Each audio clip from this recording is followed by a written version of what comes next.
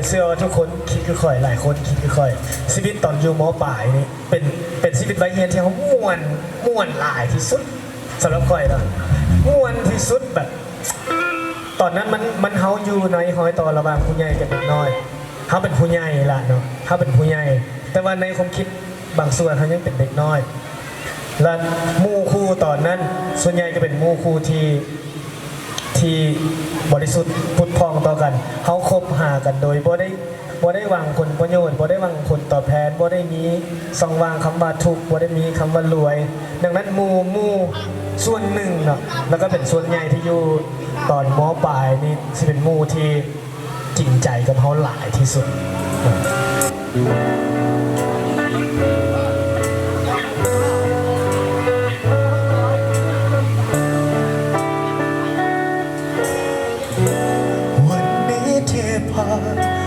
ดาวเงียนมอปลายเก่ามันก็คิดทั้งเรื่องของเราขึ้นมา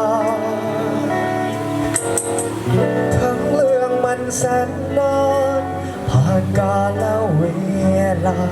แต่คิดขึ้นมาเมื่อได้แล้วใจเงียบอยู่ที่ห้อง52เลี้ยวมองเข้าไปเห็นภาพเก่าภาพที่สองเขาเคยนั่งยิ้ม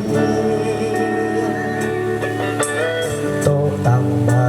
เก่าๆที่เขาเคยใส่นั่งเขียนข้างฟ้าห้องเงียบเขียนว่า I love you คิดทั้งชีวิตม.5คิดทั้งคนรักตอนม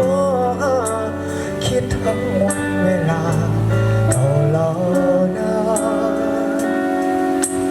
อยากกลับไปอยู่ม.5อยากกลับไปเป็นเด็กม.5กลับไปเรียนวิชาภาษาใจพอกลับมาทั้งบ้านลองค้นภาพถ่ายเมื่อวันวานเห็นภาพสองนั้นกับเพื่อนฝูงทุกคนยิ้มแย้มแจ่มใสยังจำตอนนั้นงานปีใหม่ทุกคนนั้นห่วงใจออกยังที่ห้อง52เลี้ยวมองเข้าไปเห็นภาพเก่าภาพที่สองเขาเคยนั่งโต๊ะตั้งใบเก่าๆที่เขาเคยใส่นั่งเขียนข้างฟ้าห้องเขียนว่า I love you คิดทั้งชีวิตม.5คิดทั้งคนรักตอนม.5คิดทั้งวันเวลา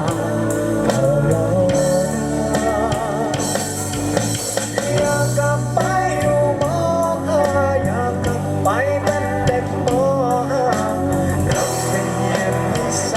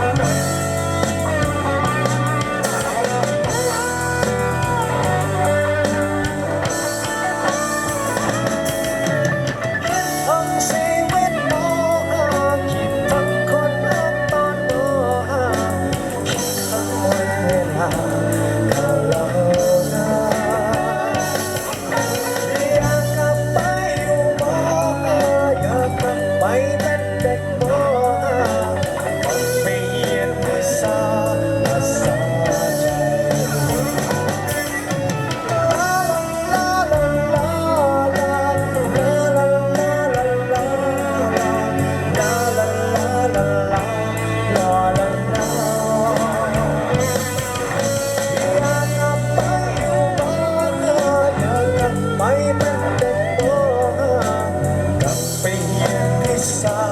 ภาษาใจ